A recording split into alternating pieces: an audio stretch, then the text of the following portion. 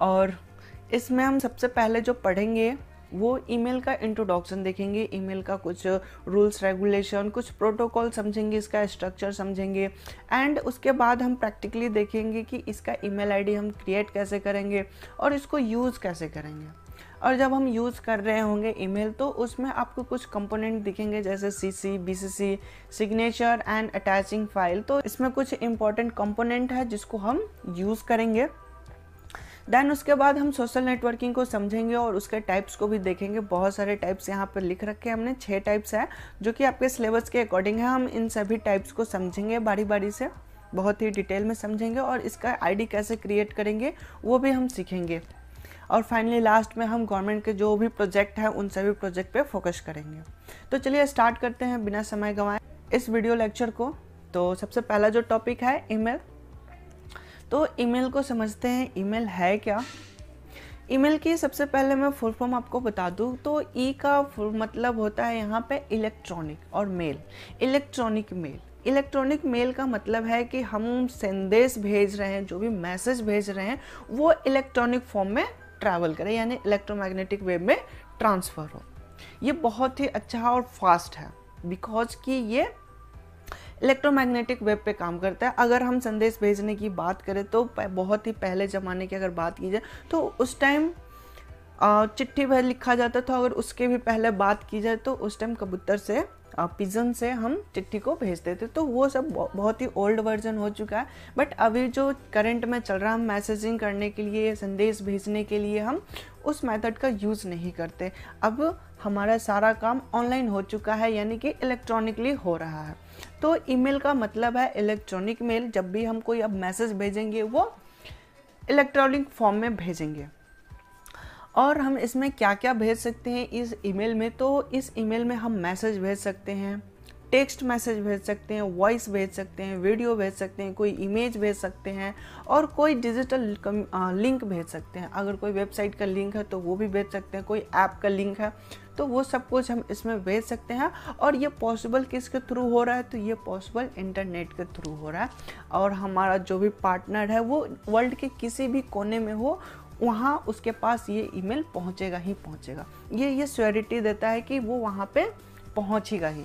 अगर नहीं पहुँचेगा तो तुरंत इमीडिएटली हमें पता चल जाएगा कुछ सेकंड के अंदर कि ये मैसेज उसके पास डिलीवर नहीं हुआ।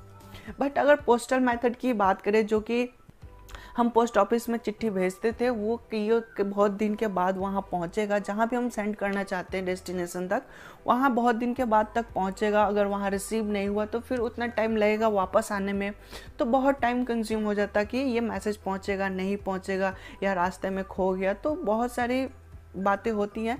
बट ये जो इलेक्ट्रॉनिक मेल है ये एक्यूरेसी प्रोवाइड कराता है कि हाँ ये पहुँचेगा ही पहुँचेगा। अगर नहीं पहुँचेगा तो इमीडिएटली हमें पता चल जाएगा। और किस केस में नहीं पहुँचता है, जबकि हम जिस बंदे को भेज रहे हैं उसका ईमेल आईडी जो है, जो उसका एड्रेस है, अगर हमने गलत लिखा है, स्पेलिंग मिस्टेक किया है, तो उसी केस में वो डिलीवर नहीं होता। बट अदरवाइज वो डिलीवर हो जाएगा। यहाँ पे आप एक इमेज देख रहे हैं जो कि खाम की तरह है, जो इन्वेलप हम बोलते हैं, एक लिफाफा उसकी तरह है। तो ये ईमेल का लोगो है, ठीक है। ये बहुत ही पॉपुलर कम्युनिकेशन है, कम्युनिकेशन करने का एक रास्ता है जिसके मदद से हम कम्युनिकेशन कर सकते हैं। दो व्यक्ति आपस में बातचीत कर सकते हैं, अपनी सारी इन्फॉर्मेशन एक दूसरे के साथ शेयर कर सकते हैं। बट इसको यूज़ करने के लिए आपके डिवाइस में इंटरनेट होना बहुत ही ज़रूरी है। विदाउट इंटरनेट आप इसका यूज़ नहीं कर सकते। वैसे बात की जाए इसकी जो ढांचा है, स्ट्रक्चर है, वो क्लाइंट सर्वर एप्लीकेशन है। जैसे कि एक क्लाइंट है, यानी कि एक रिक्वेस्ट भेजने वाला है, और एक सर्वर है जहाँ पे रिस्पॉन्स पहुँचने वाला है। तो इसको हम एक डायग्राम से भी समझेंगे। और जो डेस्टिनेशन और सेंडर होते हैं, इसके बीच में बहुत सारे राउटर्स होते हैं और बहुत सारे रास्ते होते हैं। तो इन सभी को ये सर्वर मेंटेन करता है ईमेल आईडी, और इसमें कुछ रूल्स एंड रेगुलेशन होते हैं, प्रोटोकॉल्स होते हैं। तो हम उन सब को समझते हैं। पहले तो हम इसके प्रोटोकॉल को समझते हैं कि प्रोटोकॉल्स इसमें कौन कौन से यूज़ होते हैं, किस किस रूल्स एंड रेगुलेशन पे ये वर्क करता है। तो प्रोटोकॉल यूज़, इसमें ईमेल आईडी में 2 प्रोटोकॉल यूज़ होता है। बहुत ही इम्पॉर्टेंट है और एग्जामिनेशन पॉइंट ऑफ व्यू से भी ये बहुत ही ज़्यादा इम्पॉर्टेंट है। फर्स्ट जो है वो है SMTP, जिसका फुल फॉर्म होता है सिंपल मेल ट्रांसफ़र प्रोटोकॉल, जिसका पोर्ट नंबर है 25। और हमने पोर्ट नंबर को पिछले वीडियो में समझा था, जो कि हमारा नेटवर्किंग वाला जो वीडियो बना था चैप्टर 6, जो कि हमने 2 पार्ट में बनाया था। आप उसे एक बार देख ले। अगर पोर्ट नंबर के बारे में आपको नहीं पता या प्रोटोकॉल्स के बारे में आपको नहीं पता, तो हमने उसमें प्रोटोकॉल्स को बहुत ही डिटेल में कवर किया है। आप उसे एक बार ज़रूर विजिट कर ले। अगर आपने देख रखा है तो आपको समझ में आ रहा होगा कि प्रोटोकॉल हम किसे कहते हैं और पोर्ट नंबर क्या है। ऐसे एक बार मैं आपको रिमाइंड करा देता हूँ कि प्रोटोकॉल्स सेट ऑफ रूल्स होते हैं, बहुत सारे रूल्स एंड रेगुलेशन का एक कलेक्शन होता है, जिसमें हाउ टू वर्क उसमें लिखा होता है कि ये जो काम है ये कैसे करना है, हमें मैसेज यो जो ईमेल हम ट्रांसफ़र कर रहे हैं नेटवर्क पे ये कैसे ट्रैवल करना है, इसके बारे में हम देखते हैं। उसमें प्रोटोकॉल में लिखा हुआ होता है। एंड पोर्ट नंबर क्या होता है, तो उसके गेट नंबर होता है कि हम इसका जो काम करने का जो रूट है, जो रास्ता है, ये पोर्ट नंबर 25 है। जैसे SMTP का यहाँ पे आप देखेंगे तो SMTP का जो पोर्ट नंबर है वो है 25। और पॉप जो प्रोटोकॉल है, पॉप का जो पोर्ट नंबर है वो है 110 यानी 110। और पॉप का फुल फॉर्म क्या होगा, पोस्ट ऑफिस प्रोटोकॉल। और ये दोनों कब यूज होते हैं इसको हम समझते हैं। ये 2 प्रोटोकॉल तो है, बट यूज कब और कहाँ होता है इसको समझते हैं। तो इसको समझने के लिए हम एक डायग्राम को देखते हैं। यहाँ आप देख सकते हैं, यहाँ आपको डायग्राम में एक यहाँ पे सेंडर मिल जाएगा। ये सेंडर है जिसको हम A नाम रख देते हैं, इसका नाम हो गया A, ये हो गया सेंडर। और यहाँ आप राइट साइड में देखेंगे एक रिसीवर है जिसका नाम हो गया B। ठीक है, तो सेंडर जो A है, A4 कोई भी नाम हो सकता है, तो हमने A से मैसेज भेजना है B के पास। तो ये कैसे कैसे हो के जाएगा और कौन कौन सा प्रोटोकॉल यूज होगा, और तो इसको हम समझते हैं। तो A यहाँ पे आप देखेंगे तो A क्या है कि एक क्लाइंट है, यानी कि यूज़र। क्लाइंट का मतलब कि जो यूज़ करने वाला, कंप्यूटर यूज़ करने वाला, उसकी बात की जा रही है। तो ये एक यूज़र है, एक क्लाइंट है जो कि मैसेज यहाँ से सेंड कर रहा है। इसके पास एक मैसेज है जो ये यहाँ से सेंड कर रहा है। तो यहाँ से जब मैसेज हम सेंड करते हैं, सेंडिंग के टाइम पे कौन सा प्रोटोकॉल काम करता है, SMTP। यहाँ पे क्या हो रहा है, मैसेज सेंड हो रहा है। मैं यहाँ पे लिख देता हूँ सेंड। जब भी हम मेल को इंटरनेट पे, नेटवर्क पे ट्रांसफ़र कर रहे होते हैं मैसेज को, तो वहाँ पे SMTP प्रोटोकॉल यूज होता है। SMTP प्रोटोकॉल का फुल फॉर्म है सिंपल मेल ट्रांसफ़र प्रोटोकॉल। ये ऑब्जेक्टिव क्वेश्चन में आ जाते हैं, इसका पोर्ट नंबर भी आ जाता है या फिर इसका फुल फॉर्म भी आता है। तो कैसे वर्क करेगा, तो जो सेंडर है, तो सेंडर का सबसे नियरेस्ट जो सर्वर होगा वहाँ पे सबसे पहले ये पहुँचेगा। तो सेंडर मेल सर्वर, यानी कि ये जो सेंडर है अगर दिल्ली में है तो दिल्ली की जो सबसे नियरेस्ट सर्वर होगा उसके पास इसका मैसेज सबसे पहले पहुंचेगा। ठीक है, इसके बाद क्या होगा कि जो हम ईमेल आईडी जिसके पास भेज रहे हैं उसका तो एड्रेस होगा। अगर वो सपोज मुंबई में है तो मुंबई का जो सबसे नियरेस्ट सर्वर होगा उसके पास पहुंचेगा। ठीक है, तो इसके पास पहुंचेगा तो जो सर्वर टू सर्वर कम्युनिकेशन हो रहा है यहाँ भी क्या होगा, तो SMTP प्रोटोकॉल यूज होगा। ओके, और इंटरनेट इसमें यूज़ होगा। इंटरनेट में बहुत सारे डिवाइसेस आपको मिलते हैं, राउटर मिलेगा, रिपीटर मिलेगा, गेटवे मिलेगा, बहुत सारे इसमें डिवाइसेस होते हैं, इसलिए इसको कंबाइन करके इंटरनेट कर दिया है, यानी कि ये इंटरनेट के थ्रू कम्युनिकेशन कर रहा है। ठीक है, एंड यहाँ पे सेंडर के सबसे नियरेस्ट, रिसीवर के सबसे नियरेस्ट सर्वर के पास जब पहुँच गया है, यानी कि लोकल एरिया में पहुँच चुका है, अब क्या होगा कि उस बंदे को ढूंढेगा जिसके पास मैसेज पहुँचने वाला है। तो उसके पास अब कौन सा प्रोटोकॉल काम करेगा, पॉप। यहाँ पे 3 का मतलब ये है कि वर्जन 3।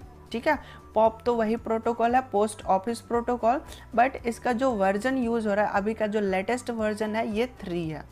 ओके, और एक और यहाँ पे आपको प्रोटोकॉल दिख रहा है IMAP। तो ये भी एक प्रोटोकॉल है, IMAP internet message access protocol इसका फुल फॉर्म होता है। तो रिसीविंग टाइम पे 2 प्रोटोकॉल काम करता है, पॉप एंड IMAP। तो पॉप जो यूज़ होता है ये भी मैसेज को रिसीव करने का काम करता है, एंड IMAP जो है वो भी मैसेज को रिसीव करने का काम करता है। तो दोनों प्रोटोकॉल यहाँ पे यूज़ होते हैं। और ये इसका आर्किटेक्चर हो गया। तो यहाँ पे आप देख सकते हैं कि यहाँ पे ये क्लाइंट हो गया और ये दोनों क्या हो गए, सर्वर हो गए, और ये दोनों क्या हो गए, क्लाइंट। तो यही हमने बताया था कि ये क्लाइंट सर्वर आर्किटेक्चर पे डिपेंड करता है। सर्वर क्या होता है, तो सर्वर एक ऐसा ऑर्गेनाइजेशन है जहाँ पे बहुत सारे ईमेल, जितने भी यूज़र की डिटेल्स हैं, वो सब कुछ वहाँ पे स्टोर होता है। तभी तो ये फाइंड आउट करना आसान हो गया कि जो मैसेज भेजा जा रहा है किस बंदे के पास भेजा जा रहा है। तो वहाँ पे सर्वर पे क्या होगी, उस जिस बंदे के पास हम भेज रहे हैं, यानी बी के पास जो भेज रहे हैं, तो बी का सारा डिटेल सर्वर पे है। तो वहाँ से फाइंड आउट करना बहुत ही ईजी हो जाता है कि हमें अब इस मैसेज को किस एरिया में ट्रांसफ़र करना है। तो इस तरीके से ये मैसेज एक दूसरे के पास डिलीवर हो गया। तो यहाँ पे अब क्या हुआ कि ये मैसेज डिलीवर हो जाएगा। अब हम इसके स्ट्रक्चर के बारे में बात करते हैं, इसके स्ट्रक्चर को समझते हैं। तो ईमेल का जो स्ट्रक्चर है तो वो 5 टाइप्स में डिवाइड किया गया है। उसका जो सेक्शन है वो 5 सेक्शन है। सबसे पहले है ईमेल का एड्रेस, यानी कि जो सेंडर सेंड करने वाला है, रिसीवर रिसीव करने वाला है मैसेज को, तो जो मैसेज ट्रैवल करेगा उसके पास कोई एड्रेस तो होना चाहिए। जैसे आप बस वाले के पास जाते हैं और बस के पास कहते हैं कि मुझे जाना है, आप मुझे छोड़ो वहाँ उस जगह पे, तो वो कहाँ छोड़ेगा? ये कोई हमने बताया नहीं कि हमें इस जगह पे जाना है, बस हम कह रहे हैं कि मुझे जाना है, तो कोई तो होना चाहिए लोकेशन कि हमें कहाँ जाना है। तो वैसे ही यहाँ पे है कि एक सेंडर आईडी होगा, यानी कि हम कहाँ से चल रहे हैं, और रिसीवर आईडी है कि हमें कहाँ पहुँचना है। जैसे कि आप एक चिट्ठी भेज रहे होते हो तो वहाँ पे आप लिखते हैं फ्रॉम एंड टू। फ्रॉम का मतलब है कि फ्रॉम में उस एड्रेस को लिखा जाता है कि ये मैसेज कहाँ से चला है, यानी कि उसका स्टार्टिंग कहाँ से, यानी सोर्स क्या है, यानी सेंडर को ही हम सोर्स भी कहते हैं। ये भेजने वाले को सोर्स भी कहा जाता है और सेंडर भी कहा जाता है। तो मैसेज कहाँ से स्टार्ट हो रहा है उसका एड्रेस, यानी कि कौन भेज रहा है, वो होता है sender ID. And receiver ID के मतलब कि हमें इस मैसेज को कहाँ तक पहुँचाना है। तो ये दोनों इम्पॉर्टेंट है कम्युनिकेशन करने के लिए। अगर हमारे पास एड्रेस ही नहीं रहेगा तो हम कम्युनिकेशन नहीं कर पाएंगे। अब बात करते हैं हेडर पार्ट की। तो यहाँ पे 2 हो जाएगा।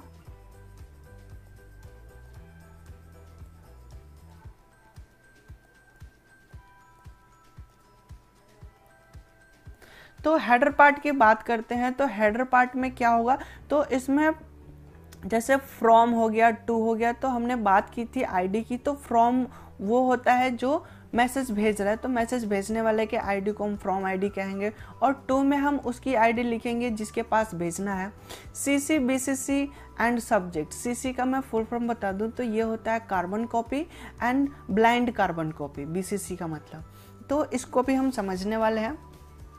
आइए हम इसको एक डायग्राम से भी देखते हैं। तो यहाँ पे आप देखेंगे कि यहाँ फ्रॉम है, यानी कि ये मैसेज किसके द्वारा भेजा जा रहा है। अब टू में हम किसकी आईडी लिखेंगे, तो टू में हम उस पर्सन की आईडी लिखते हैं जिसके पास भेजना होता है। ठीक है, जैसे abc@gmail.com, तो वो एक abc पर्सन है जिसके पास ये मैसेज डिलीवर होने वाला। सीसी बीसीसी की बात करें तो हम उस पर्सन की आईडी लिखा जाता है जिसे हम ओपनली शो नहीं करना चाहते। मतलब कि हम इसके पास मैसेज तो भेजना चाहते हैं बट वो किसी को पता ना चले कि हमने इसको मैसेज भेजा है। जैसे हमने 4 लोगों को मैसेज भेजा और चारों लोग को ये पता ना चले कि किस किस के पास ये मैसेज पहुंचा है, तो उसके लिए हम बीसीसी का यूज करते हैं। बीसीसी में ब्लाइंड कार्बन कॉपी है, इसमें कोई किसी को नहीं देख सकता। सीसी में क्या होता कि सीसी में हम अगर 4 लोगों को ईमेल आईडी लिख रहे हैं, 4 पर्सन का, तो उन चारों को पता चलेगा कि ये मैसेज किस किस पर्सन को भेजा गया है। ओके, तो यहाँ पे ये ब्लाइंड कार्बन कॉपी है, यानी कि ये कार्बन कॉपी तो जाएगा बट ब्लाइंड रहेगा, किसी को कुछ पता नहीं चलेगा कि ये मैसेज किस किस बंदे के पास पहुँचा है। सीसी में क्या होगा कि जिस भी हम बंदे को लिखेंगे, जिसका आईडी लिखेंगे, उन सभी का आईडी ओपन होगा, शो होगा, सभी देख सकते हैं। 3rd नंबर बॉडी पार्ट है। तो बॉडी पार्ट में यहाँ पे आप देखेंगे कि ये जो पार्ट है इस डॉटेड लाइन के ऊपर तक, तो ये बॉडी पार्ट होता है। इसमें हमारा जो ओरिजिनल मैसेज है उसे हम यहाँ पे टाइप करेंगे। ठीक है, तो ये मैसेज पार्ट हो गया।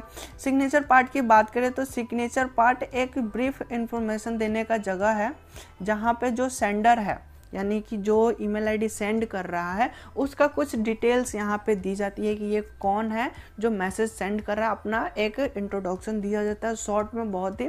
और अगर आप कंपनी में काम करें तो कंपनी का विजिटिंग कार्ड भी यहाँ पे अटैच कर सकते हैं। तो अभी मैं इन सबको प्रैक्टिकली भी आपको सिखाऊंगा, पेशेंस रखिए और थोड़ा सही से समझ लेते हैं। अटैचमेंट्स में क्या होगा कि अगर हमें कोई फाइल सेंड करना है, कोई ऑडियो वीडियो फाइल सेंड करना है, तो उसके लिए हम फाइल को अटैच करते हैं, जिसके लिए यहाँ पे एक ऑप्शन है जो क्लिप की तरह दिखाई दे रहा है। तो इस क्लिप ऑप्शन की मदद से हम फाइल को अटैच करते हैं। ओके, आई होप कि यहाँ पे इसका स्ट्रक्चर आपको समझ में आ गया होगा कि हम मैसेज को कैसे यूज़ करते हैं और इसके कौन कौन से पार्ट हैं। अभी हम इन सबको प्रैक्टिकली भी देखेंगे, बट उससे पहले जो इम्पॉर्टेंट बात है कि हम ईमेल आईडी क्रिएट कैसे करेंगे, तो पहले इसे समझ लेते हैं कि how to create and using email.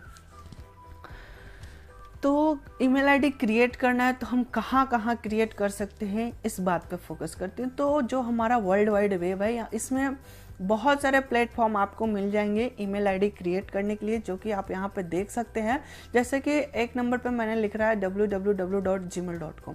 तो ये एक ऐसा प्लेटफॉर्म है जहाँ पे आप ईमेल आईडी क्रिएट करके ईमेल की सर्विस का यूज़ कर सकते हैं, इसके सारे सर्विसेज का यूज़ आप कर सकते हैं।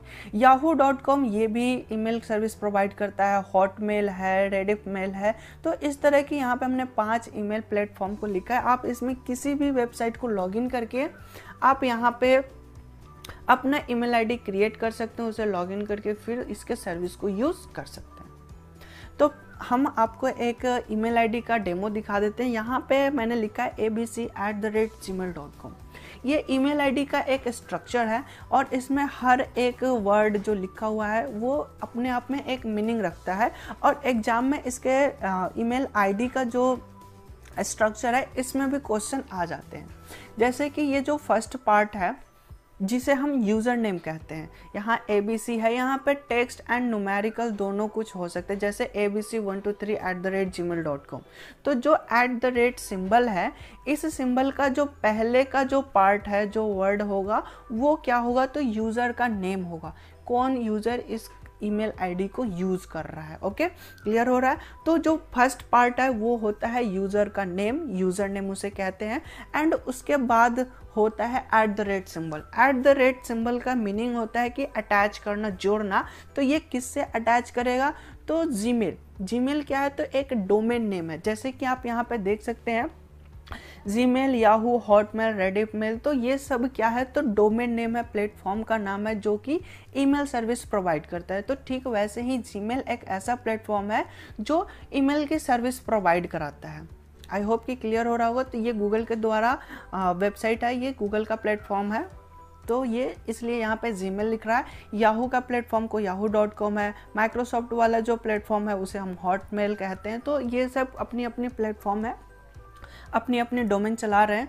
तो यहाँ पे ये समझ में आ गया कि domain name end user name को अटैच करने वाले सिंबल को क्या कहते हैं, सिंबल या @ सिंबल, शॉर्ट में इसे हम भी कहते हैं। कभी कभी क्वेश्चन में ऐसा भी आ जाता है कि इस सिंबल के बारे में पूछ देगा और 4 ऑप्शन देगा, @ सिंबल, सिंबल, स्टार सिंबल। तो आपको वहाँ पे इस चीज़ को ध्यान रखना है। और लास्ट में क्या होता है, तो डोमेन एक्सटेंशन। ठीक है, एक्सटेंशन मीन्स .com क्या है, तो जो जीमेल सर्विस प्रोवाइड कर रहा है वो किस टाइप का डोमेन है। जैसे कि .com का मतलब होता है कमर्शियल, ये कमर्शियल वेबसाइट है। एक कमर्शियल मीन्स कि जो बिजनेस पर्पज से यूज किया जाता है। अगर गवर्नमेंट का होता तो .gov होता। ठीक है, अगर एजुकेशन का कोई पोर्टल है, वेबसाइट है, तो वहाँ पे .edu होता है। तो सबकी अपनी अपनी एक्सटेंशन होता है, फीचर्स होता है। तो हमने यहाँ पे ईमेल आईडी के स्ट्रक्चर को समझ लिया है। अब हम एक ईमेल आईडी आपको क्रिएट करके और इसका यूज़ करके भी आपको दिखाएंगे। तो हम यहाँ पे google.com का यूज़ करेंगे। आप जब ईमेल आईडी क्रिएट करेंगे तो आप अपना ब्राउज़र ओपन करके उसमें www.gmail.com आप टाइप करेंगे। एड्रेस है ये वेबसाइट का। तो आप जैसे ही इसे टाइप करेंगे आपको साइन इन या साइन अप करने का ऑप्शन मिलेगा। तो जैसे आप साइन अप करेंगे तो वहाँ पे एक फॉर्म फिलअप करने के लिए आएगा। चलिए हम इसका प्रैक्टिकली भी देखते हैं। अपना गूगल सर्च इंजन स्टार्ट कर लिए और हम इसमें www.gmail.com यहाँ से हम सर्च कर सकते हैं, या फिर आप यहाँ आपको एक छोटा सा यहाँ पे टॉप साइड पे दिख रहा है जीमेल, आप इस पे भी क्लिक करेंगे तो वो वेबसाइट ओपन हो जाएगा। ओके, तो आप यहाँ से सर्च कर सकते हैं www.gmail.com, तो यहाँ से जीमेल की वेबसाइट आ जाएगी और यहाँ से आप ओपन कर सकते हैं। मैं आपको एक बार बैक करके यहाँ से भी दूसरी मेथड भी दिखा देता हूँ। और यहाँ से हमने बैक आ गए। यहाँ देखिए ये जो जीमेल है, हम इस जीमेल पे क्लिक करते हैं तो यहाँ से भी ईमेल का ओपन हो चुका है। ठीक है, आपको बस सिंपली करना कुछ नहीं है, यहाँ से क्रिएट एन अकाउंट करना है। ओके, जैसे आप क्रिएट एन अकाउंट करेंगे आपको यहाँ पे ये फॉर्म मिल जाएगा। और हम बात करें यहाँ से क्रिएट अकाउंट मिल गया, तो क्रिएट अकाउंट में यहाँ एक छोटा सा फॉर्म आपको दिखाई दे रहा होगा जिसमें क्या है, फर्स्ट नेम है, लास्ट नेम है एंड यूज़र नेम पासवर्ड है। तो आपको अपना फर्स्ट नेम लिखना है, जो भी आपका नाम है उसका यहाँ पे आपको first name and last name लिख देना है। लिखने के बाद आप एक यूज़र नेम क्रिएट करेंगे, जो भी आपको एक अच्छा नाम लगे यूज़र नेम वो आप यहाँ पे दे सकते हैं। @gmail.com यहाँ पे ऑलरेडी लिखा हुआ है, आपको इसको लिखने की ज़रूरत नहीं है। आप यहाँ पे अपना यूज़र नेम लिखेंगे जो आपको याद रहे। और हाँ, एक चीज़ आप याद रखिएगा कि ईमेल आईडी का जो यूज़र नेम होता है वो सारे स्मॉल कैरेक्टर में होते हैं, बीच में कोई भी कैपिटल कैरेक्टर देने की ज़रूरत नहीं है। अगर आप देते हैं तो वो भी एक स्मॉल ही ट्रीट होगा या फिर वहाँ पे एरर आ सकता है। इसलिए आप यहाँ पे जब भी यूज़र नेम लिखे उसमें कोई स्पेस नहीं होना चाहिए, कोई डॉट नहीं होना चाहिए, आपको नॉर्मली सिंपल लिखना है बस। और आप इसमें स्मॉल कैरेक्टर यूज़ करेंगे, नंबर आप यूज़ कर सकते हैं, नंबर भी यूज़ कर सकते हैं, जैसे कि rahul123@gmail.com। मैंने एक एग्जांपल बताया, तो इस तरीके से आप कर सकते हैं। जैसे कि मैं बात करूं कि एक है राहुल कुमार, राहुल, और यहाँ हमने लिख दिया कुमार। तो first name and last name में आप कैपिटल कैरेक्टर यूज़ कर सकते हैं, बट यहाँ पे आपको नहीं करना होगा। जैसे मैं लिखता हूँ rahul123@gmail.com। ठीक है, तो यहाँ पे ये चीज़ हमारा हो चुका है। अब हम क्या करेंगे, पासवर्ड सेट करेंगे। तो आप यहाँ पे जो भी आपको पासवर्ड देना है वो आप पासवर्ड सेट कर सकते हैं। और हाँ, पासवर्ड की एक कैटेगरी है, एक लिमिटेशन है, उसको आपको फॉलो करना है। रूल्स है, रूल्स ये कहता है कि आपका जो पासवर्ड होगा वो कम से कम 8 अक्षर का होना चाहिए, मिनिमम 8 कैरेक्टर। ओके, और इस 8 कैरेक्टर के अंदर आपको कम से कम एक कैपिटल लेटर होना चाहिए, मैक्सिमम आप रख सकते हैं जितना दिल मन करे।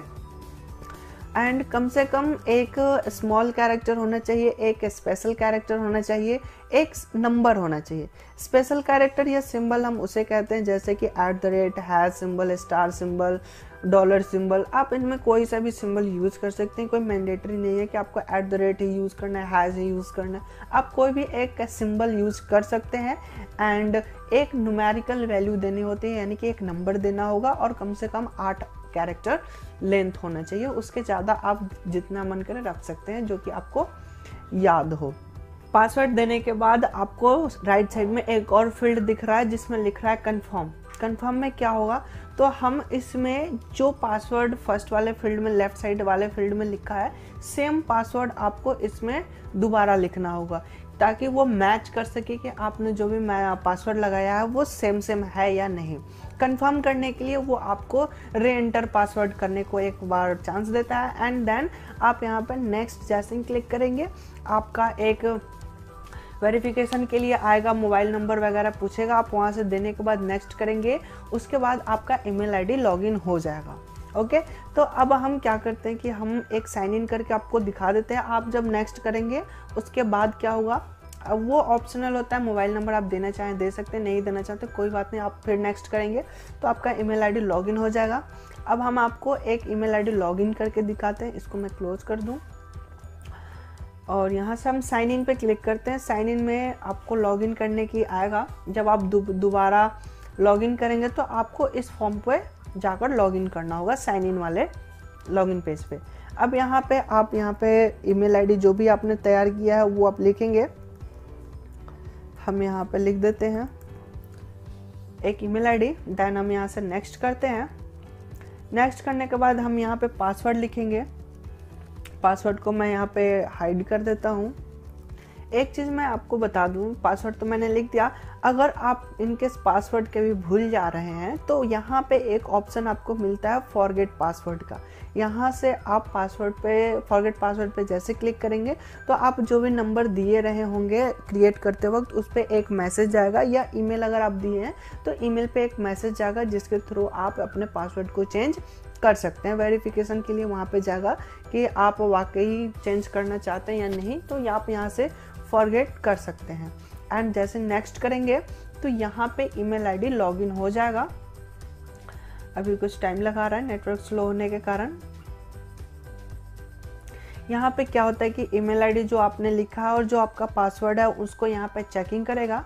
अगर सही सही दोनों हुए तो ये लॉगिन हो जाएगा, अदरवाइज यहाँ पे एरर शो करेगा। यहाँ पे ईमेल आईडी हमारा लॉगिन हो चुका है और आप यहाँ देखेंगे बहुत सारी चीज़ें आपको दिख रहा है। हम बारी बारी से एक एक करके सबको दिखा देते हैं। लेफ्ट साइड से स्टार्ट करते हैं। यहाँ आप देखें ये एक मेनू बार है, इसको करके देखते हैं। जैसे आप क्लिक करेंगे तो ये मेनू है जो कि यहाँ पे दिख रहा है। इसी को शॉर्ट में करने के लिए ये है, आप यहाँ पे मैक्सिमाइज मिनिमाइज कर सकते हैं। तो ये मेनू है, यहाँ पे आपको देख सकते हैं। जैसे कि यहाँ पे आप कंपोज मिल जाएगा सबसे पहले, एंड कंपोज यहाँ हो गया। कंपोज में क्या होता है कि जब हम किसी को ईमेल करते हैं तो हम कंपोज मेथड का यूज़ करेंगे। हम इसके मेथड से हम किसी को ईमेल सेंड करेंगे। अगर कोई दूसरा पर्सन हमें ईमेल कर रहा है तो उसके लिए इनबॉक्स फील्ड है, इसमें सारे मैसेज आएंगे। कोई भी हमें ईमेल करेगा तो हमारा सारा ईमेल इनबॉक्स में दिखाई देगा। अभी हमारे पास कितने ईमेल है? 29, जो कि हमने अभी नहीं देखा है, ठीक है। और बाकी जो देख लिया वो यहाँ पे नंबर नहीं आता है। स्टार्ड जो फील्ड है, इस फील्ड में जिस भी मैसेज को हमने स्टार लगा दिया है, यहाँ पे आपको एक स्टार मेथड दे रहा होगा। तो अगर कोई मैसेज इम्पोर्टेंट है तो उसको आप स्टार बटन पे क्लिक कर देंगे तो वो मैसेज स्टार्ड फील्ड में आकर सेव हो जाएगा। ऐसा इसलिए करते हैं कि कोई मैसेज है जो इम्पोर्टेंट है, हमें बार बार इसकी ज़रूरत पड़ने वाली है, तो हमें ढूंढने में आसानी हो, हम इसको बहुत जल्दी फाइंड आउट कर सके, उसके लिए हम उसको अलग छटाई कर लेते हैं, स्टार्ट में रख लेते हैं। स्नूज्ड, इसमें क्या होता है कि हम एक टाइम सेट कर देते हैं कि हमारा जो मैसेज है ये 10 दिन के बाद सेंड हो जाए, 2 घंटे के बाद सेंड हो जाए। तो उसके लिए हम कोई टाइमिंग सेट करते हैं, तो वो जो भी टाइमिंग वाला जो अभी पेंडिंग है, कुछ टाइम आने के बाद अपने आप सेंड हो जाए, तो वो सारा मैसेज आपको इस फील्ड में दिखाई देगा। और जितने भी आपने मैसेज सेंड किया है वो सारा मैसेज सेंट बॉक्स में, सेंट फील्ड में आपको यहाँ पे दिखाई देगा। ये सब लेबल होते हैं, यहाँ पे आपको दिखाई देगा। ड्राफ्ट की बात करें तो ड्राफ्ट में क्या होगा, तो जो मैसेज आप सेंड करना चाहते थे बट अभी सेंड नहीं हुआ, अभी आधा अधूरा है, तो वो सारे मैसेज ड्राफ्ट में आकर सेव होते हैं। इसमें क्या होता है कि जैसे मान लीजिए कि आप कोई मैसेज सेंड कर रहे हैं, अपने मैसेज, ईमेल आईडी सब कुछ टाइप करके रख दिया, लेकिन इसके साथ एक फ़ाइल अटैच करना चाहते हैं जो कि फ़ाइल अभी अवेलेबल नहीं है, कुछ देर में आने वाला है वो फाइल, फिर हम उसको अटैच करके आगे फॉरवर्ड करेंगे। तो उस फाइल का जब तक वेट करना है तो तब तक हम इसको ड्राफ्ट में जाकर सेव कर देते हैं। फिर इसे रीओपन करेंगे, हमारा सब कुछ पहले से ही सेव रखा हुआ है, बस फाइल अटैच करके आगे सेंड कर देना। तो ये कुछ लेबल्स है, इसके अलावा भी बहुत सारे लेबल हैं जो कि आपको मोर ऑप्शन में मिल जाएगा। यहाँ पे आपको बहुत सारे मिल जाएंगे। अगर आप खुद से भी लेबल तैयार करना चाहते हैं तो आप क्रिएट न्यू लेबल पे जाकर यहाँ से इसको लेबल को आप क्रिएट कर सकते हैं। अगर स्पैम की बात करें तो जो अनवांटेड, जो वायरस वाला कुछ स्पैम होता है, जो कोई हैकर्स लोग भेजते हैं ईमेल, जो कि आप उस लिंक पे क्लिक करेंगे तो आपका कुछ डिस्ट्रॉय हो जाए, कुछ बर्बाद हो जाए, आपके कंप्यूटर सिस्टम में वायरस आ जाए, या फिर कोई वैसा लिंक जो अनऑथराइज्ड पर्सन सेंड करते हैं तो उसका जो ईमेल होता है वो स्पैम फील्ड में आता है। ट्रैश में जो हम ईमेल डिलीट कर देते हैं तो डिलीट किया हुआ मैसेज वो ट्रैश फाइल में आता है। अंडू आप यहाँ से तत्काल कर सकते हैं, अदरवाइज यहाँ से भी कुछ टाइम के बाद ऑटोमेटिक डिलीट हो जाता है। यहाँ से आप चैट्स भी कर सकते हैं और नीचे यहाँ पे आपको वीडियो कॉलिंग करने की भी फैसिलिटी प्रोवाइड की जाती है। तो इस प्लस बटन पे आप अपने फ्रेंड को यहाँ से अटैच करेंगे, लिंक करेंगे, मैसेज रिक्वेस्ट भेजेंगे और वो जो दूसरा फ्रेंड है आपका अगर आपके रिक्वेस्ट को एक्सेप्ट करता है तो आप यहाँ से वीडियो कॉलिंग भी कर सकते हैं। तो ये बहुत ही अच्छा फैसिलिटी दे रहा है आपको चैटिंग करने की भी एंड वीडियो कॉलिंग करने की भी, एंड इसके साथ साथ आप अपने डॉक्यूमेंट्स फाइल को भी शेयर एक दूसरे के साथ कर सकते हैं। और यहाँ पे आपको देखने को मिल जाएगा कि ईमेल आईडी में 3 सेक्शन होते हैं। एक होता है प्राइमरी, दूसरा होता है सोशल एंड थर्ड जो होता है वो होता है प्रमोशंस। यानी कि प्राइमरी जो जितने भी नॉर्मल मैसेज ईमेल आएंगे आपको वो प्राइमरी में होगा। अगर आप इस ईमेल आईडी का यूज़ किसी भी सोशल नेटवर्क पे यूज़ कर रहे हैं, उसके द्वारा आईडी क्रिएट किए हैं, तो उसके सारे मैसेज आपको सोशल नेटवर्क पे आएंगे। एंड फाइनली प्रमोशन है कि अगर आप कोई भी जॉब वगैरह के लिए अप्लाई किए, कोई कंपनी द्वारा मैसेज आपको आता है तो उसकी लिस्ट प्रमोशन में दिखाई देता है। ठीक है, तो ये इसके 3 पार्ट्स होते हैं एंड इसके सेटिंग्स भी हैं। कुछ सेटिंग्स में आप जाने के बाद, जैसे यहाँ पे सेटिंग्स है, सेटिंग्स में आप जाने के बाद यहाँ से थीम वगैरह भी चेंज कर सकते हैं। जैसे कि यहाँ पे आप बैकग्राउंड में वाइट देख सकते हैं। अगर आप कोई इमेज, कोई थीम लगाना चाहते हैं तो थीम ऑप्शन पे क्लिक करेंगे एंड यहाँ पे बहुत सारा आपको थीम मिल जाएगा। जो भी आप थीम चूज़ करना चाहते हैं आप थीम यहाँ से सिलेक्ट कर सकते हैं। मैं यहाँ से एक थीम को सिलेक्ट कर लेता हूँ, कोई सा भी, जैसे कि हमने एक ये वाला सिलेक्ट कर लिया। और अगर आप प्लेन कलर लगाना चाहते हैं तो प्लेन कलर भी लगा सकते हैं। और यहाँ पे बहुत सारे आपको थीम मिल जाएंगे, जैसा आप थीम लगाना चाहते हैं वो आप यहाँ से अप्लाई कर सकते हैं। और यहाँ पे भी डाउनलोडिंग चल रहा है, आप थीम लगा सकते हैं। थोड़ा सा नेटवर्क स्लो होने के कारण नहीं आ रहा। अब हम आपको एक ईमेल सेंड कैसे करना है वो हम आपको करके दिखा देते हैं। जैसे कि हम कंपोज पे क्लिक करेंगे, आप यहाँ देखेंगे ईमेल करने की यहाँ पे एक मैसेज बॉक्स ओपन हो गया। अब क्या करना है, हमें यहाँ पे जिस भी पर्सन को ईमेल करना है उसका हम आईडी यहाँ पे लिखेंगे और यहाँ पे सब्जेक्ट लिखेंगे, फिर मैसेज लिखेंगे। मैसेज लिखने के बाद यहाँ से हम सेंड कर देंगे।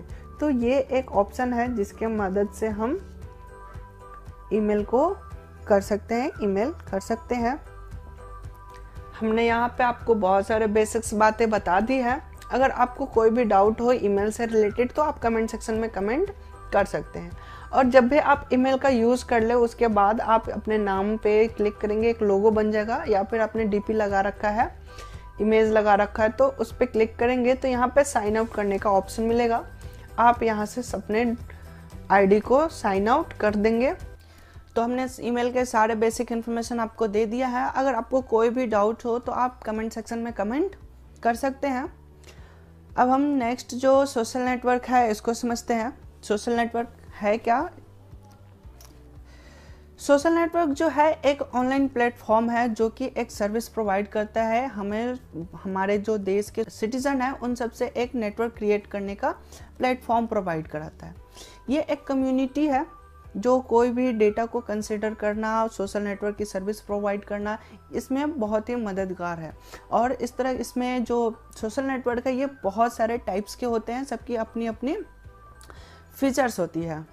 और ये इसका हम यूज़ कब करते हैं सोशल नेटवर्क का? तो सोशल नेटवर्क की अगर हम बात करें यूज़ की, तो इसमें हम आइडिया शेयर कर सकते हैं, एक्टिविटी शेयर कर सकते हैं, इवेंट शेयर कर सकते हैं एंड बहुत सारी इंफॉर्मेशन को हम इस पे शेयर कर सकते हैं with the help of networks, social network. तो इसमें हम आइडिया, जैसे कि हमें कोई आइडिया है या फिर हमारे पास कोई भी ऐसी आइडिया है जो कि हम किसी दूसरे के साथ शेयर करना चाहते हैं, तो हम सोशल नेटवर्क के माध्यम से बहुत ही ईजी तरीके से कर सकते हैं। या फिर आपके पास कोई सा भी एक्टिविटी है, कोई प्रोजेक्ट है जो कि आप सबके साथ शेयर करना चाहते हैं, तो आप सोशल नेटवर्क के माध्यम से शेयर कर सकते हैं। या फिर आपके पास कोई इवेंट हो रहा है तो आप उस इवेंट को भी कैप्चर करके आप सोशल नेटवर्क पे पोस्ट कर सकते हैं। यहाँ पे क्या होता है कि हमारे जो देश के सिटीजन हैं, हमारे जो पब्लिक है, यहाँ पे सभी इस सोशल नेटवर्क पे कनेक्टेड होते हैं एक दूसरे से, अपना अपना नेटवर्क बनाए रखे हैं, अपना अपना ग्रुप बनाए रखे हैं। तो वहाँ पे क्या होता है कि जो भी आइडिया, एक्टिविटीज़ है उसको शेयर करना बहुत ही ईजी है। और ये एक ऑनलाइन प्लेटफॉर्म है, यहाँ पे सारा काम ऑनलाइन होता है। और इसके साथ साथ आप मैसेजिंग कर सकते हो, चैटिंग कर सकते हो, वॉइस कॉलिंग कर सकते हो, वीडियो कॉलिंग कर सकते हो, और ग्रुप मीन्स कि हमने 4 लोगों का एक ग्रुप बना दिया। अब हम इसमें वीडियो कॉलिंग कर सकते हैं, यानी कि कॉन्फ्रेंसिंग कर सकते हैं। एक साथ हम सभी लोग बातचीत कर सकते हैं, मैसेज चैटिंग कर सकते हैं, अपने आइडिया एक्टिविटी को शेयर कर सकते हैं। यानी कि कोई भी बात को पूरे विश्व भर में फैलाना है सोशल नेटवर्क के माध्यम से बहुत ही ईजी हो गया, बिकॉज कि हर एक पर्सन सोशल नेटवर्क में कनेक्टेड है, इन्वॉल्व है। बट इसका बहुत ज़्यादा मिसयूज़ भी होने लगा है। तो आपसे रिक्वेस्ट है कि आप सोशल नेटवर्क का मिसयूज़ ना करें, कोई अफवाह ना फैलाए, हमेशा अच्छी चीज़ें पोस्ट करें और अच्छी बातें सबके साथ शेयर करें। इस नेटवर्क का जो क्रिएट करने का मेन पर्पस है वो है अपने डेटा इन्फॉर्मेशन को एक दूसरे के साथ शेयर करना, और इसका बहुत ज़्यादा बेनिफिट भी है और मिसयूज़ भी हो रहा है। बट आप मिसयूज़ ना करें, इसका बहुत ज़्यादा यूज़ करें और हमारे समाज में एक अच्छा वातावरण फैले।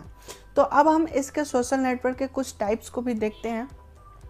टाइप्स में बहुत सारे टाइप्स हैं, हम एक डायग्राम से समझ रहे हैं। ये देखिए, जैसे सबसे पहले है एक ट्विटर। तो ट्विटर भी एक सोशल नेटवर्क है, फ्री सोशल नेटवर्क है। यहाँ पे बहुत सारे पब्लिक इन्वॉल्व होते हैं, इस पर मैसेज चैटिंग कर सकते हैं, यहाँ पे ट्वीट करते हैं लोग। दूसरा जो है वो है लिंक्डइन को भी हम यहाँ पे जितने भी देख रहे हैं इन सभी को हम पार्टिकुलर करके एक एक करके इंडिविजुअली समझने वाले हैं। लिंक्डइन एक ऐसा वेबसाइट है, एक ऐसा नेटवर्क है जहाँ पे जॉब से रिलेटेड, बिजनेस से रिलेटेड यहाँ पे बहुत सारी बातें शेयर की जाती है। फेसबुक है, तो फेसबुक में हम जो भी इवेंट होता है, और हम ये बहुत ही ज़्यादा पॉपुलर है फेसबुक आई थिंक आप भी यूज़ कर रहे होंगे। तो यहाँ पे हम फोटो वीडियोस को पोस्ट करते हैं और अपना बिजनेस को भी ग्रो करने के लिए फेसबुक का यूज़ करते हैं। व्हाट्सएप की बात करें तो ये एक मैसेजिंग टाइप का एप्लीकेशन है जिस पे हम चैटिंग कर सकते हैं, वॉइस कॉलिंग, वीडियो कॉलिंग कर सकते हैं, और ये भी बहुत अच्छा नेटवर्क है। इसमें लगभग सारा लोग इसमें इन्वॉल्व है। इंस्टाग्राम की बात करें तो ये भी फ़ोटो वीडियो अपलोड करने वाली एक सोशल नेटवर्क है, इसमें भी बहुत सारे लोग इन्वॉल्व है, और यहाँ पे सबकी अपनी अलग अलग प्लेटफॉर्म है और सब अपना अपना वर्क करते हैं, अपना सबका अलग अलग नेटवर्क है। मैसेंजर की बात करें तो ये फेसबुक से इन्वॉल्व है, फेसबुक से ये अटैच होकर चलते हैं, इसे फेसबुक मैसेंजर भी कहते हैं। इसमें चैटिंग कर सकते हैं आप, वॉइस कॉलिंग, वीडियो कॉलिंग कर सकते हैं। अब हम इन सबको बारी बारी से समझते हैं और इसको कैसे क्रिएट करना है ये भी समझेंगे। तो सोशल नेटवर्क आपने देख लिया, और ये सब मोबाइल ऐप में या फिर लैपटॉप कंप्यूटर में भी इसको यूज़ कर सकते हैं। तो हम देखते हैं बारी बारी से सभी टाइप्स को। सबसे पहले हम फेसबुक की बात करें तो यहाँ पे आप एक इमेज देख रहे हैं जो कि फेसबुक का लॉगिन पेज है, या हाँ लॉगिन पेज कह सकते हैं इसे। यहाँ पे आप देखेंगे कि ईमेल आईडी एंड पासवर्ड लिखने के लिए ऑप्शन दे रहा है, जहाँ पे आप ईमेल आईडी और पासवर्ड लिख के, यहाँ आप देखिए ये ईमेल आईडी का पार्ट हो गया और ये हो गया पासवर्ड का। और ईमेल आईडी पासवर्ड लिखकर जैसे आप लॉगिन बटन पे क्लिक करेंगे तो क्या होगा कि आपका जो अकाउंट है वो लॉगिन होगा। लेकिन इससे पहले कि आपका अकाउंट ऑलरेडी क्रिएट होना चाहिए। अगर क्रिएट नहीं है, आप पहला यूज़र हैं जो फेसबुक पहली बार यूज़ कर रहे हैं, आपके पास कोई अकाउंट नहीं बना हुआ है, तो उसके लिए क्या करना होगा कि ये फॉर्म है, इस फॉर्म को फिलअप करना होगा। ठीक है, और फॉर्म को फिलअप करने के लिए कैसे ओपन करेंगे हम इसको समझते हैं। सबसे पहले बात करते हैं फेसबुक है क्या। तो ये एक सोशल नेटवर्क वेबसाइट है, जो कि हमने वेबसाइट है, और इस पे कौन कौन से लोग इन्वॉल्व होते हैं, कनेक्टेड होते हैं। तो आपके फ्रेंड्स हो सकते हैं, फैमिली हो सकता है, या फिर कोई बिजनेसमैन है वो भी इसमें इन्वॉल्व हो सकता है। अपने बिजनेस को प्रमोट करने के लिए, ग्रो करने के लिए, हर एक यूज़र के पास अपने प्रोडक्ट के एडवर्टाइजमेंट देने के लिए वो भी इसमें इन्वॉल्व हो सकते हैं। यानी कि ये बहुत बड़ी नेटवर्क है। फेसबुक जो है ये बहुत बड़ी नेटवर्क है जिसमें लगभग हर एक पर्सन इन्वॉल्व है, और इसको कमर्शियल पर्पस से भी यूज़ किया जाता है। यानी कि कोई बिजनेसमैन है तो वो अपने एडवर्टाइजमेंट, अपने प्रोडक्ट के बारे में सभी फेसबुक यूज़र के पास पहुंचाता है, और बहुत ही ईजी से पहुंचाता है। अब बात करते हैं कि इसको क्रिएट करना है। अगर हमारे पास अकाउंट नहीं है फेसबुक की, फेसबुक अकाउंट क्रिएट करना है, तो आप www.facebook.com पे जाएंगे, और ये एक URL है। URL क्या है हमने पिछले वीडियो में समझा था। URL एक वेबसाइट का एड्रेस होता है, जो जैसे हम इसे सर्च करेंगे तो वो वेबसाइट हमारे डेस्कटॉप या मोबाइल पे लॉगिन ओपन हो जाता है। तो ओपन होगा तो जो यहाँ पे इमेज दिख रहा है यही इमेज आपको दिखेगा। और इसमें क्या करना होगा कि क्रिएट एन अकाउंट यहाँ पे आपको दिख रहा है, तो क्रिएट, आपको अकाउंट नया क्रिएट करना है तो उसके लिए आपको ये फॉर्म को फिल करना होगा। यानी कि अपना first name, user name, surname जो होता है वो, फिर मोबाइल नंबर या ईमेल आईडी, फिर पासवर्ड, अपना डेट ऑफ बर्थ, फिर जेंडर, ये सब कुछ बेसिक इन्फॉर्मेशन है। इन सभी इन्फॉर्मेशन को देने के बाद आप यहाँ से साइन अप करेंगे। ठीक है, साइन अप और लॉग इन दो अलग अलग चीज़ होता है, या फिर sign in and log in ये दो एक चीज़ है, बट साइन अप अलग चीज़ होता है। साइन अप का मतलब होता है कि हम फर्स्ट टाइम अपनी आईडी क्रिएट कर रहे हैं और क्रिएट करने के बाद हम लॉग इन करेंगे। ठीक है, तो साइन अप करना है यानी कि हमें नया अकाउंट क्रिएट करना है। तो उसके लिए आप www.facebook.com पे जाएंगे और वहाँ पे आपको ये वेब पेज मिलेगा जिस पे आप अपना इन्फॉर्मेशन भर के साइन अप करेंगे तो आपका एक नई आईडी क्रिएट हो जाएगी। और वहाँ से आप अपने फ्रेंड को रिक्वेस्ट भेजेंगे और रिक्वेस्ट भेजने के बाद जो फ्रेंड है उसको एक्सेप्ट करेगा तो फिर वो आपके फ्रेंड बन जाएंगे और आप एक दूसरे से अपने डेटा इन्फॉर्मेशन जो भी पोस्ट है एक दूसरे के साथ शेयर कर सकते हैं। तो ये था फेसबुक, बहुत ही पॉपुलर है। अब ट्विटर की बात करते हैं तो यहाँ पे आप ट्विटर देख सकते हैं। तो ट्विटर भी एक सोशल नेटवर्किंग है और इसमें जो भी मैसेजिंग किया जाता है वो उसे हम ट्वीट कहते हैं। जितने भी सारे इसमें लोग हैं जो इन्वॉल्व पीपल है वो जो मैसेज इसमें भेजते हैं उस मैसेज को यहाँ पे ट्वीट कहा जाता है। ठीक है, यहाँ पे जैसे हम कोई पोस्ट कर रहे हैं, मैसेज कर रहे हैं अपनी, तो शॉर्ट मैसेज होता है और ये ट्वीट कहलाता है। इसमें बहुत सारे सेलिब्रिटीज़ भी इन्वॉल्व होते हैं। अगर ट्विटर के अकाउंट क्रिएट करने की बात करें तो हम फिर से जाएंगे इसके URL पे जो कि है www.twitter.com। तो हम twitter.com पे जाएंगे तो वहाँ पे आपको ये क्रिएट योर अकाउंट करके एक पेज मिलेगा। तो वहाँ पे आप अपनी इन्फॉर्मेशन शेयर करेंगे, अपना नाम और फ़ोन नंबर लिख के या ईमेल आईडी लिख के। ईमेल आईडी यूज़ करना चाहते हैं तो इस पर क्लिक करेंगे यूज़ ईमेल। तो इसके बाद आप वहाँ पे अपना ट्विटर का अकाउंट क्रिएट कर सकते हैं। और इसमें क्या होता है तो फॉलो अनफॉलो होता है, यानी कि फॉलो आपको करना होता है। जैसे कि हम फेसबुक में रिक्वेस्ट भेजते थे अपने फ्रेंड के पास, यहाँ पे क्या होता है कि बहुत सारे लोग फॉलो एंड फॉलोअर्स होते हैं। तो यहाँ पे जिसको हम फॉलो करना चाहते हैं, जिसकी पोस्ट अच्छी होती है उसको हम फॉलो करते हैं, यानी कि हम उसके बात से समर्थन कर रहे हैं उनके बातों को, तो उसको हम फॉलो करते हैं। जैसे कि हम बात करें कि नरेंद्र मोदी, तो वहाँ भी उनकी अकाउंट है जो बहुत बड़े बड़े लोग हैं तो इसमें उनका अकाउंट होता है। आप जैसे कोई एक्टर्स है, कोई सेलिब्रिटीज़ है, कोई मंत्री हो गया, तो उन सब का इसमें अकाउंट होता है। आप उनको फॉलो कर सकते हैं अगर उनका समर्थन कर रहे हैं तो इस टाइप से ये अकाउंट यूज़ किया जाता है। और इंस्टाग्राम की बात करें तो इंस्टाग्राम आप मोबाइल में भी यूज़ कर सकते हैं और डेस्कटॉप पे भी यूज़ कर सकते हैं। और ये भी एक सोशल नेटवर्क है जिसमें आप फोटो वीडियोज़ को शेयर कर सकते हैं और इसमें आप अपने लाइफ के एक्सपीरियंस को भी शेयर कर सकते हैं। ये बहुत ही पॉपुलर है जिसमें बहुत ज़्यादा इसमें आप फ़ोटो शेयर कर सकते हैं और वीडियोस को भी शेयर कर सकते हैं। ये भी एक सोशल नेटवर्क की तरह है, जैसे कि फेसबुक में हम फ़ोटो वीडियो शेयर करते हैं, ठीक वैसे ही ये भी यूज़ होता है। बट इसमें एक डिफरेंस है कि ये क्या होता है कि असिमेट्रिक है। असिमेट्रिक का मतलब कि हम इसको फॉलो कर रहे हैं, अगर वो मुझे फॉलो कर रहा है तो वो मेरा फ्रेंड बनेगा, अदरवाइज वो हम उसके पोस्ट को नहीं देख सकते। बट फेसबुक में केस में क्या होता है कि हम रिक्वेस्ट भी भेजे, अगर वो एक्सेप्ट कर लिया तो वहाँ पे दोनों एक दूसरे के डेटा को, एक दूसरे के इंफॉर्मेशन को देख सकते थे, एक दूसरे के पोस्ट को समझ सकते हैं, देख सकते हैं। बट इंस्टाग्राम में ऐसा नहीं होता। जैसे कि यहाँ पे हमने लिखा है कि employing that if user A follow B then we need not follow A. यहाँ पे कोई ज़रूरी नहीं है कि जो बी है वो ए को भी फॉलो करे, उसकी मर्जी है। अगर फॉलो नहीं करना चाहते तो नहीं करेगा। ए ने फॉलो किया तो बी जो भी पोस्ट करेगा तो वो उसे दिखेगा, बट बी का जो भी पोस्ट होगा वो ए को नहीं दिखेगा। तो इस तरीके से ये है, अगर बी ने भी ए को फॉलो कर दिया तो बी की सारी पोस्ट ए को दिखाई देगी।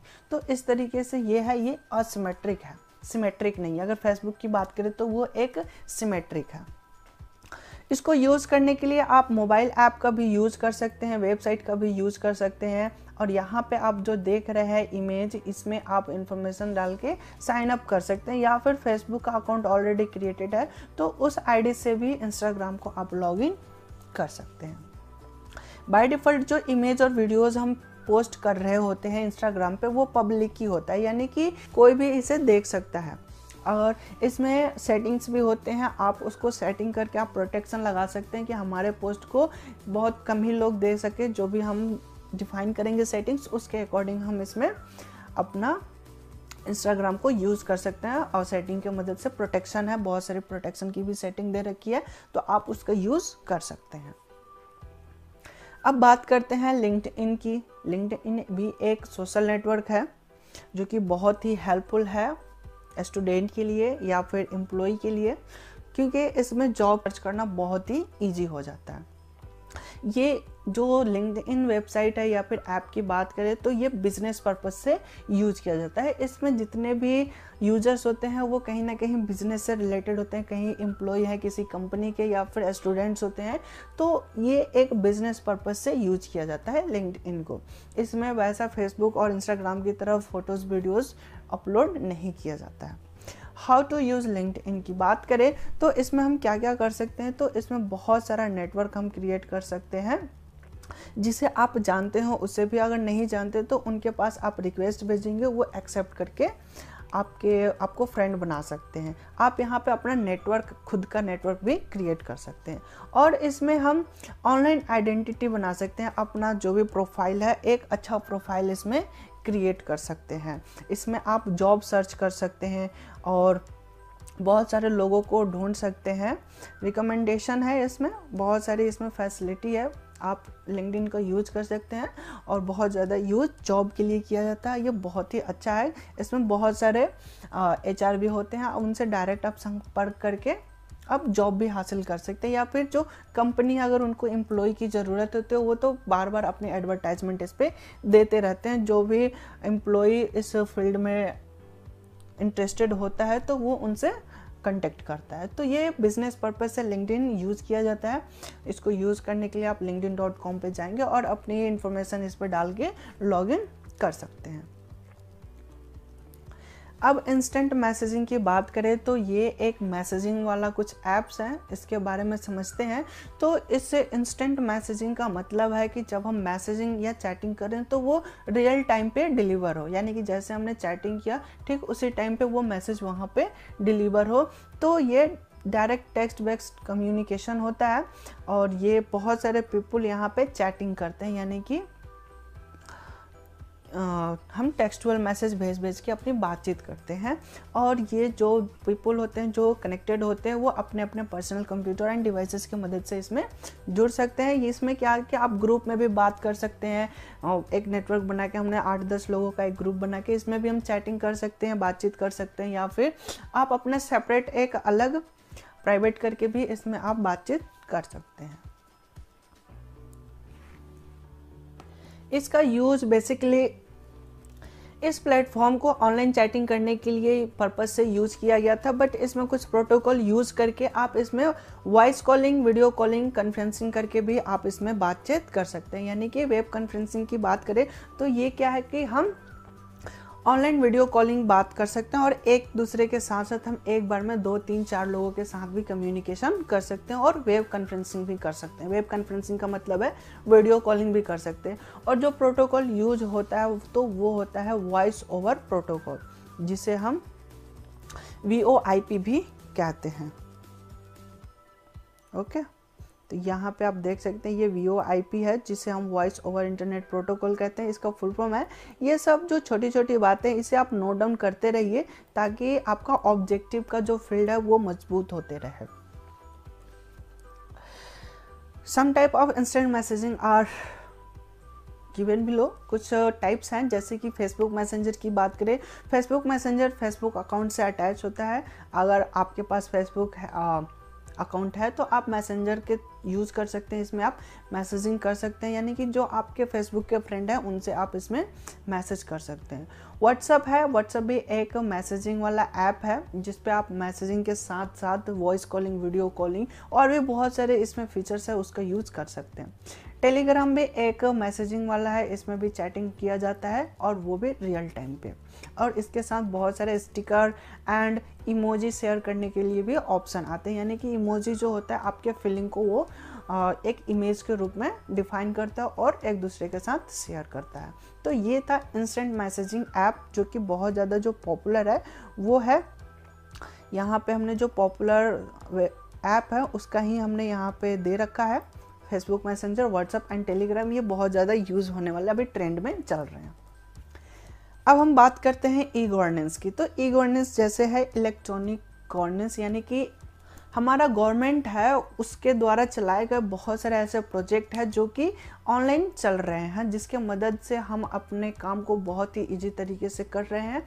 और ये जो हमारा ई गवर्नेंस प्रोजेक्ट है ये ऑनलाइन प्लेटफॉर्म पे काम करता है। अगर हम कुछ साल पहले की बात करें तो वहाँ पे सारा काम ऑफलाइन होता था, ऑफलाइन प्लेटफॉर्म पे वर्क करता था। जैसे कि अगर हम टिकट बुक की बात करें तो हमें काउंटर पे जाना होता था और वहाँ से जाकर टिकट बुक करना होता था। और पासपोर्ट अप्लाई की बात करें तो वहाँ भी क्या होता था कि हमें दफ्तर ऑफिस में जाना पड़ता था, बहुत सारे फॉर्म भरने होते थे, अपने डॉक्यूमेंट्स देने होते थे, फिर जाकर हम पोस्ट कर देते, तो बहुत सारा मैनुअल काम करना होता था।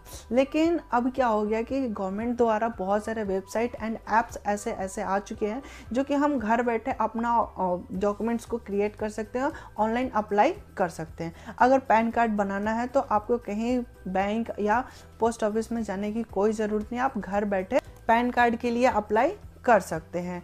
और जैसे पोस्टल सर्विस है, अगर चिट्ठी की बात करें तो पोस्टल सर्विस भी बहुत कम अब यूज़ हो रहा है, अब केवल कुरियर के लिए ही यूज़ किया जा रहा है, बट चिट्ठी भेजने के लिए अब पोस्ट ऑफिस का यूज़ नहीं किया जा रहा। तो जो पिछले टाइम पे जो भी काम होता था इंडिया में वो सब ऑफलाइन प्लेटफॉर्म पे काम करता था, सारा सर्विस ऑफलाइन होता था, बहुत ज़्यादा टाइम लगता था उस काम को करने के लिए।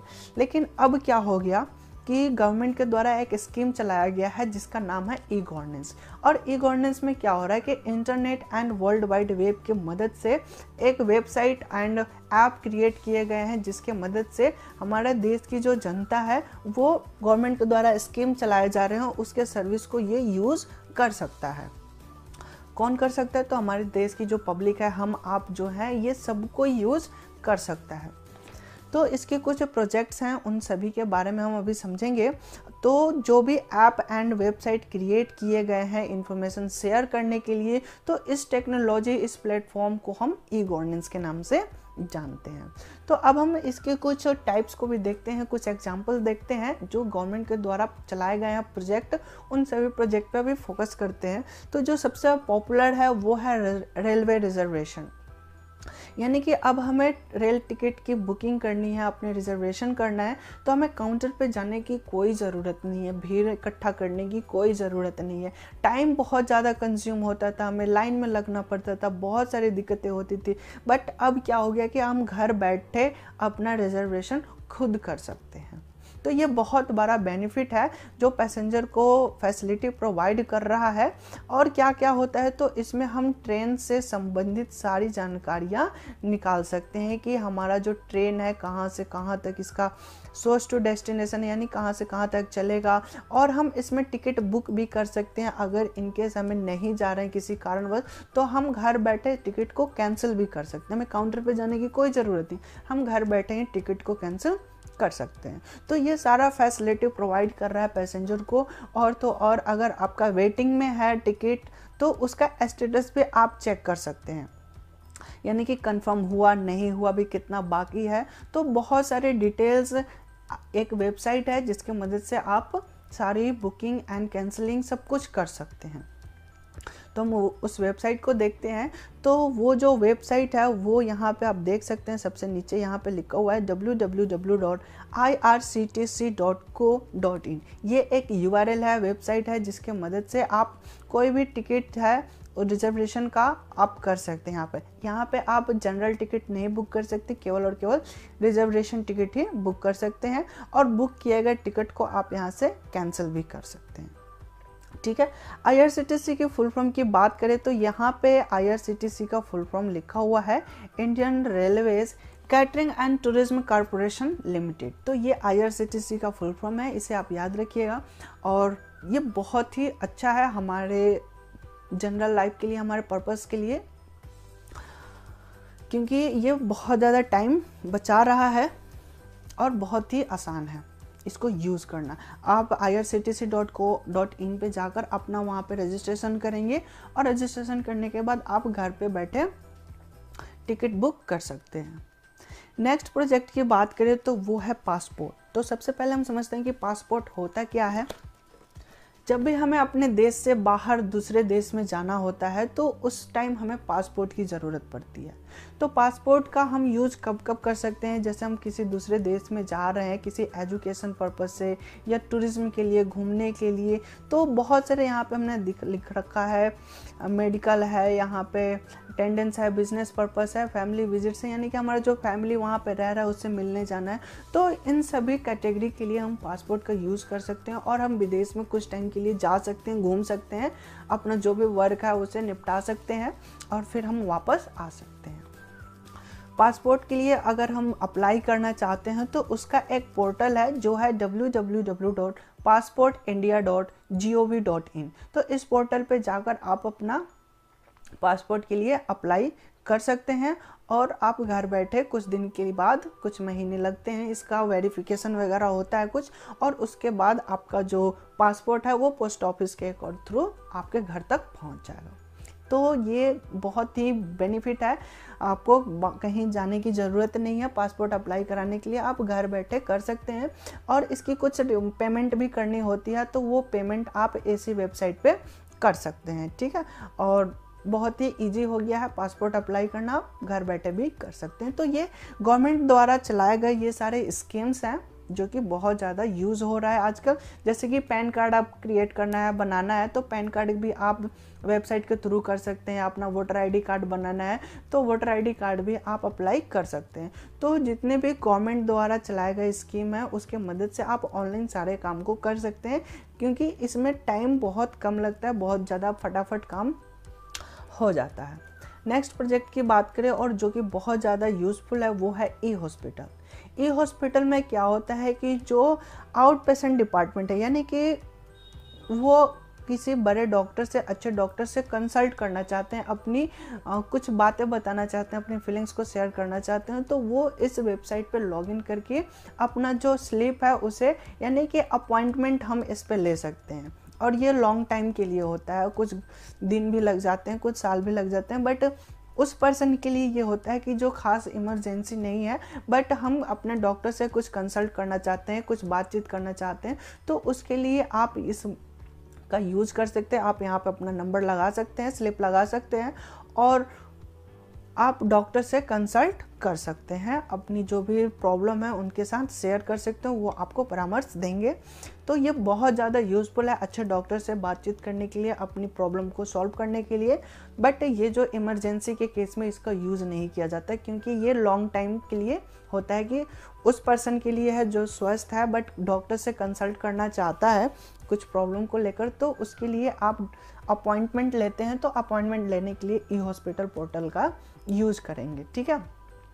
तो ये जो वेबसाइट बनाया गया है ये किसके द्वारा बनाया गया, तो NIC के द्वारा, नेशनल इन्फॉर्मेटिक्स सेंटर, ये NIC का फुल फॉर्म है। इसके द्वारा ORS ऑनलाइन रजिस्ट्रेशन सिस्टम का एक वेबसाइट डेवलप किया गया है, जिसके मदद से ODP का मतलब हमने यहाँ पे बताया, यहाँ पे अपॉइंटमेंट ले सकते हैं, किसी भी डिपार्टमेंट का आप चेकअप करा सकते हैं, अपना जो भी प्रॉब्लम है डॉक्टर के साथ कंसल्ट कर सकते हैं। तो इसका जो वेबसाइट है वो है www.ors.gov.in। तो यहाँ पे जाकर आप अपना रजिस्ट्रेशन कर सकते हैं और स्लिप लगा सकते हैं अपॉइंटमेंट के लिए डॉक्टर से। नेक्स्ट प्रोजेक्ट जो है वो है उमंग ऐप। ये एक मोबाइल एप्लीकेशन है। जो कि मोबाइल में चलता है। और इसका जो यूज़ किस लिए किस पर्पज़ से बनाया गया, तो इसमें सेंट्रल, स्टेट एंड लोकल जो गवर्नमेंट किसी भी सर्विस को यहाँ पे आप यूज़ कर सकते हैं। एक ऐसा प्लेटफॉर्म है जिस पे आपको सारे सर्विस जितने भी स्कीम चलाए जा रहे हैं उसका सारा डिटेल यहाँ पे आपको मिल जाएगा, कैसे यूज़ करना है वो सब कुछ इस ऐप में मिल जाएगा। और ये जो ऐप है ये एंड्रॉयड फ़ोन, विंडोज़ फ़ोन और iOS यानी कि एप्पल के फ़ोन में भी ये ऐप अवेलेबल है। आप किसी भी फ़ोन का यूज़ कर रहे हो तो उसमें ये आपको उमंग ऐप मिल जाएगा। इसमें क्या क्या सर्विस प्रोवाइड की जाए, तो आधार कार्ड का भी है, डिजी लॉकर मीन्स का एक डिजिटल लॉकर आपको मिलेगा जिसमें आप अपने डॉक्यूमेंट्स को रख सकते हैं। अभी हम इसको भी समझेंगे। भारत बिल पेमेंट यानी कि कोई भी पेमेंट सिस्टम है जो कि इंडियन गवर्नमेंट के द्वारा पे किया जा रहा है, टैक्स वगैरह हो गया या फिर बिजली बिल हो गया, गैस का बिल पे करना है, तो कोई भी भारत का जो भी पेमेंट वाला सिस्टम है वो भी आप यहाँ पे कर सकते हैं। पैन है, प्रधानमंत्री कौशल विकास योजना सर्विस है, वो भी आप यहाँ पे यूज कर सकते हैं। एजुकेशन, जॉब सर्च कर सकते हैं, यानी कि बहुत सारी फैसिलिटी इसमें आपको मिलेगी उमंग ऐप के थ्रू। आप इसे इंस्टॉल करके इसके सर्विस को यूज़ कर सकते हैं। इसको इंस्टॉल करने के वक्त आपका मोबाइल नंबर मांगेगा, आप वहाँ पे डालेंगे, फिर OTP आएगा, फिर आपको आप इसमें लॉगिन कर सकते हैं। और भी आधार कार्ड भी मांगा जाता है इसमें, और उस पर जो रजिस्टर्ड मोबाइल नंबर है उस पर OTP आएगा, तो उसके थ्रू भी आप यहाँ पे लॉगिन कर सकते हैं। डिजिटल लॉकर जो है ये बहुत ही अच्छा है, इसे समझते हैं। इसका यूज़ हमारे जो इंडियन सिटीज़न है उसके लिए है कि इसमें अपना ऑफिशियल डॉक्यूमेंट्स को क्लाउड पे रख सकते हैं। क्लाउड का मतलब है कि इंटरनेट के पे हम सर्वर पे हम अपना डॉक्यूमेंट्स को रख सकते हैं with the help of digital locker. इसमें क्या होगा कि हमारा जो भी ओरिजिनल डॉक्यूमेंट्स है ये सुरक्षित वहाँ पे रहेगा और इसको एक्सेस करना बहुत ही ईजी होगा कहीं भी और कभी भी। जैसे कि आप घर से कभी बाहर निकल गए और आपका जो ड्राइविंग लाइसेंस है वो घर पे छूट गया, तो आप डिजिटल लॉकर में रखे ड्राइविंग लाइसेंस को आप वहाँ पे किससे कभी ज़रूरत पड़ गई तो वहाँ पे आप शो अप कर सकते हैं। और इसमें जो भी डॉक्यूमेंट्स रखे जाएंगे वो गवर्नमेंट द्वारा ऑथराइज्ड डॉक्यूमेंट ही रखा जाएगा। और इसमें जो कैपेसिटी होती है स्टोर करने की वो लगभग 1 GB के बराबर होता है। इसमें आप 1 GB तक का डेटा रख सकते हैं। और इसमें हम क्या क्या रख सकते हैं, तो अपना एजुकेशन सर्टिफिकेट रख सकते हैं, जितने भी आपने पढ़ाई की सर्टिफिकेट है उसे रख सकते हैं, पैन कार्ड रख सकते हैं, ड्राइविंग लाइसेंस रख सकते हैं, अपनी जो व्हीकल का जो डॉक्यूमेंट है यानी कि अपने जो भी वाहन यूज़ कर रहे हैं उन सभी वाहन का, यानी कि गाड़ी, जो भी कार, बाइक, जो भी कुछ भी आपके पास वाहन है उन सभी का जो डॉक्यूमेंट्स है उसका आप डिजिटल लॉकर में रख सकते हैं। यानी कि ओवरऑल सारे डॉक्यूमेंट्स को आप डिजिटल लॉकर में रख सकते हैं। और इसकी जो कैपेसिटी है स्टोर करने की वो अप्रॉक्सीमेटली 1 GB होती है। अपने आई कार्ड भी रख सकते हैं जो कि गवर्नमेंट द्वारा इशू किया गया, यानी कि वोटर ID कार्ड भी आप रख सकते हैं, आधार कार्ड भी रख सकते हैं, सब कुछ इस पे रख सकते हैं। तो यूज़ दिस पोर्टल, इसको यूज़ करने के लिए आप उमंग ऐप का भी यूज़ कर सकते हैं या फिर इसके वेबसाइट पे भी विजिट कर सकते हैं जो कि है digilocker.gov.in। इस पर साइन अप करके आप अपना डिजिटल लॉकर को ऑन करेंगे तो उसको यूज़ करने के लिए आपका आधार नंबर की ज़रूरत पड़ेगी और आधार नंबर पे जो मोबाइल नंबर रजिस्टर्ड होगा उस पर एक OTP जाएगा और उस OTP को डालना होगा। वो इम्पॉर्टेंट है, उसको जैसे आप OTP डालेंगे फिर डिजिटल लॉकर ओपन हो जाएगा, उस पर आप लॉगिन कर जाओगे और फिर अपना जो भी डॉक्यूमेंट्स है उसको आप वहाँ पे अपलोड कर सकते हैं। तो ये बहुत ही अच्छा प्रोजेक्ट है डिजिटल लॉकर। ये एक लॉकर है जहाँ पे आप अपने सभी पर्सनल डॉक्यूमेंट को रख सकते हैं और ये सिक्योर है और मान्य है कि इस पे जो भी डॉक्यूमेंट्स रखे जाएंगे सभी ओरिजिनल रखे जाएंगे, अच्छे रखे जाएंगे, यानी कि इसको अगर कहीं आप शो कर रहे हैं तो वहाँ पे वो कोई फर्जी नहीं बता सकता।